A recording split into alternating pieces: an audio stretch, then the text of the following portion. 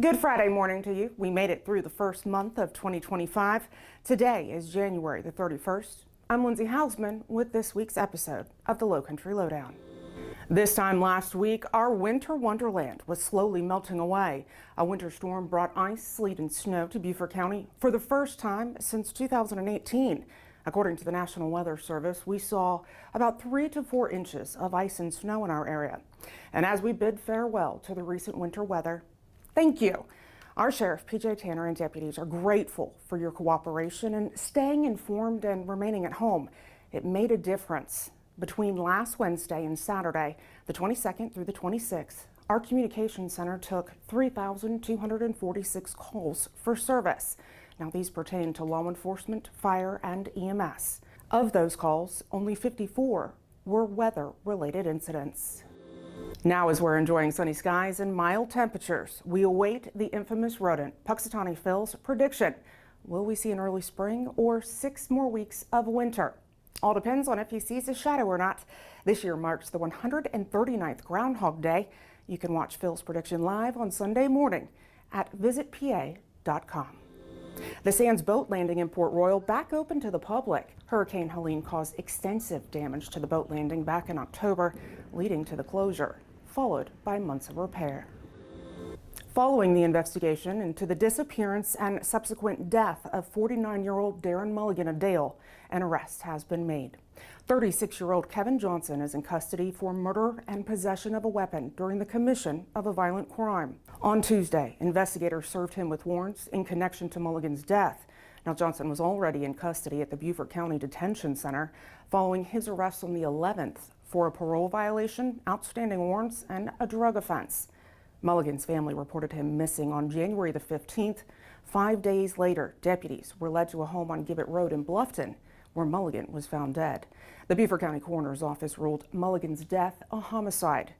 Now, this investigation is ongoing. Anyone with information should reach out to Corporal Petruzzi at 255-3267. Or if wishing to remain anonymous, via Crime Stoppers of Beaufort County. You can submit information through the P3 Tips app, online at tipsbft.com, or by calling 844-TIPS-BFT. 2,300 people. That's on average how many people are reported missing each and every day here in the United States. Monday, February the 3rd, is recognized as National Missing Persons Day. It's a specified day to bring attention to those who are missing and then give agencies like us a platform to appeal to the public for information. Here's a look at open missing person cases in Beaufort County.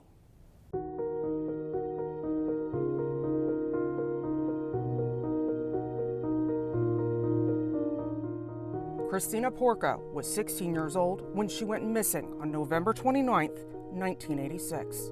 Her mom reported her as a runaway. This was after they had an argument, and Christina had left their Hilton Head Island apartment home and then never returned. Christina had called a friend, asking her to meet her at the pool area of that apartment complex. When the friend got there, no sign of Christina, only her red sweater draped over a chair. Christina was never seen or heard from again. 3-year-old Paul Baker was reported missing from his Shell Point home on March 5th, 1987. His stepmother, Susan Baker, said that Paul must have wandered off while she was under the influence of drugs and alcohol, taking a nap. Investigators learned Paul and his 6-year-old sister were physically abused on a regular basis. Ultimately, Susan was charged and convicted of assaulting Paul's sister. Over the years, there have been reports on Paul's whereabouts. None have ever revealed his remains. Susan Baker remains a person of interest in his disappearance. On October 23, 1991, 37-year-old April Volk was reported missing from her Seaside Villas apartment on Hilton Head. This was by her father. He hadn't seen her since September the 17th. That day, she'd had a disagreement with her boyfriend, who told her to leave the apartment. Witnesses at a local church reported a barefoot woman, matching April's description, visited asking for a piece of cardboard for a hitchhiking sign. On it, she wrote Washington, D.C. She was never seen or heard from again. It's unknown if she successfully hitchhiked off the island or was met with foul play.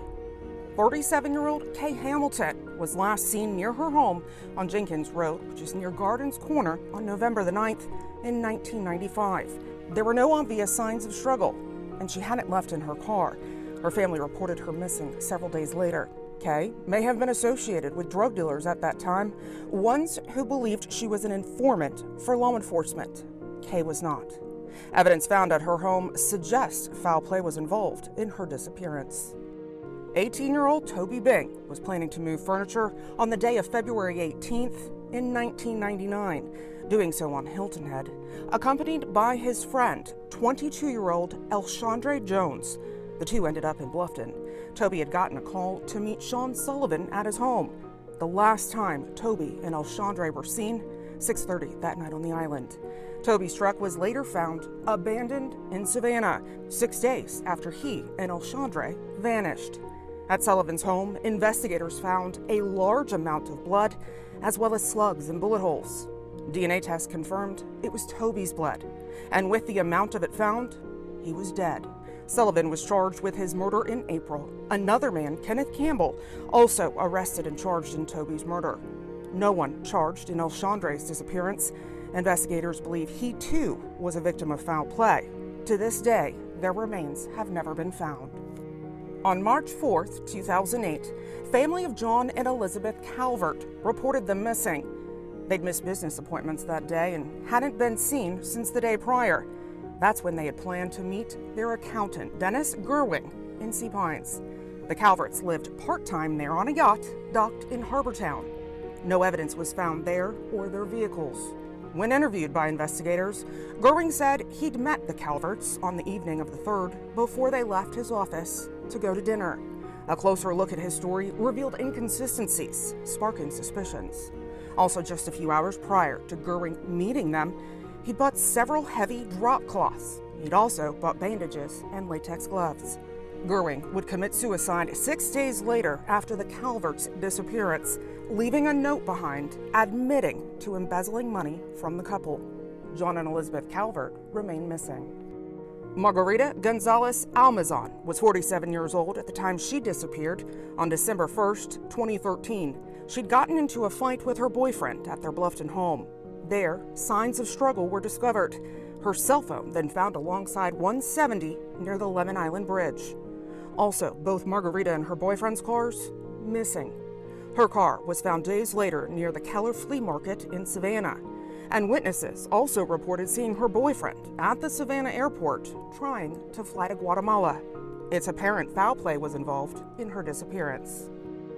22-year-old Kenneth Jenkins Jr. was reported missing on September 18th, 2017. He lived on St. Helena Island. It had been 2 days since anyone had seen or spoken to him. That's when he was on a date in Bluffton. Kenneth, recently having left the Army, was slated to start a new job on the day that he was reported missing, one he never showed up for. Early on in his disappearance, evidence pointed to foul play. Still, Kenneth remains missing. 30-year-old Bradley McCulloch was last seen on the afternoon of November the 4th, 2024. He was walking along Sea Island Parkway near the Beaufort County Convenience Center on St. Helena Island. 6 days later, his family reported him missing. This was after he hadn't been seen or heard from. He remains missing.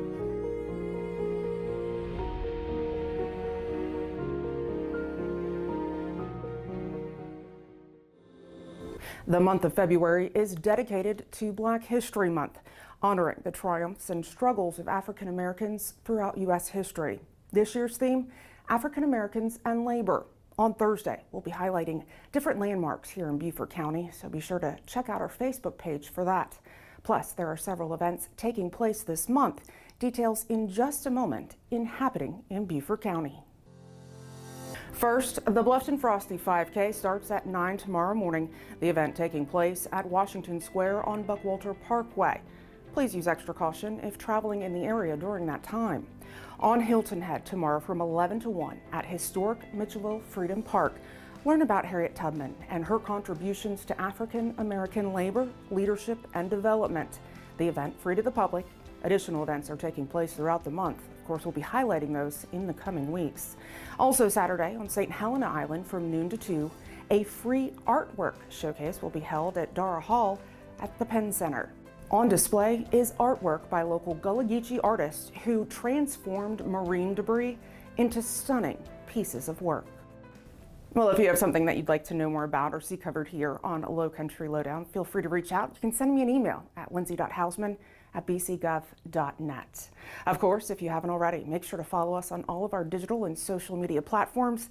Great way to stay up to date, in the know, and you can engage with us there. And we really appreciated all the engagement that we received during the snow event last week. Well, lastly, thank you to everyone who submitted pictures and videos from last week.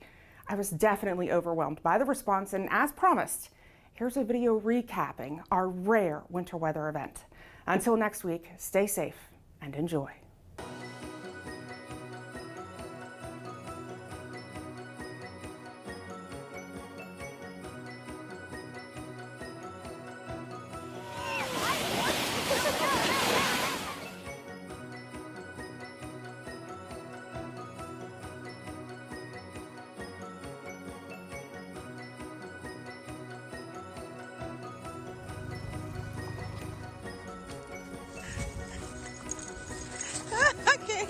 I can't keep up with it.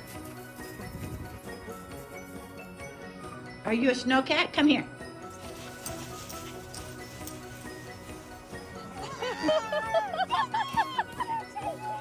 Say, what in the world?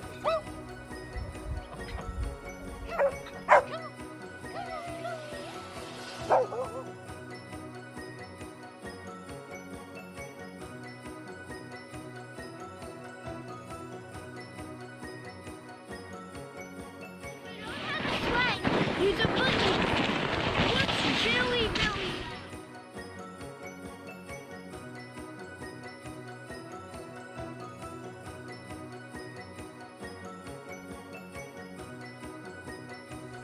That's awesome.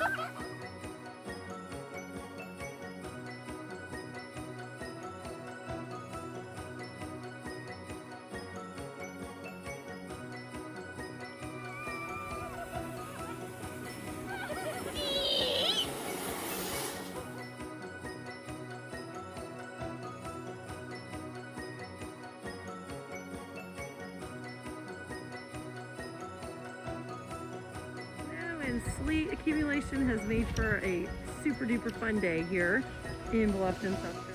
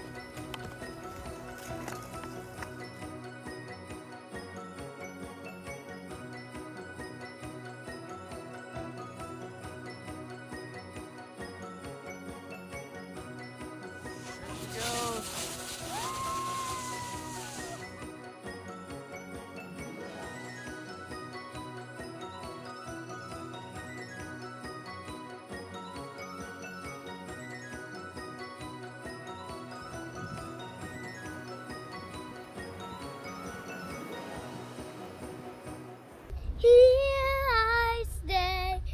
Let it go. Let it go. The cold never bothers me anyway.